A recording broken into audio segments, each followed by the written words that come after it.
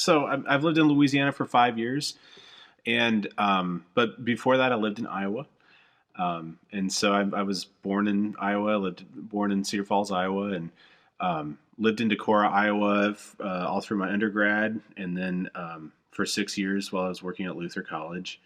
And so finished an undergrad degree at Luther College and finished my doctoral degree at the University of Iowa. So I do know these places, and I do have connections to these places.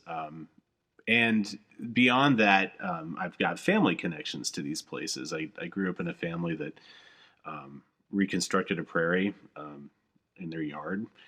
And so part of that process of reconstruction is going to various places around Iowa and gathering seed for the reconstruction and learning about those places that you're reconstructing, especially when you're starting kind of with a blank slate of no prairie or no native plants and no native landscape. And so going through these movements, I can think of a lot of different places that I've been that are these places.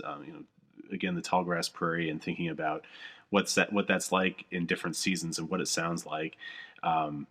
But also thinking about the Les Hills and being on Ragbri and cycling through the Les Hills, and what's it like to experience those hills when you're going along in western Iowa and suddenly there's something more to the landscape, and then having to go up the hills, right, and then down the hills and then back up the hills, and having that experience as well, and going around kind of these twisty small roads that really take you through the various kind of legs of these sedimentary blown in hills is pretty cool. So having that experience is also part of what I've done.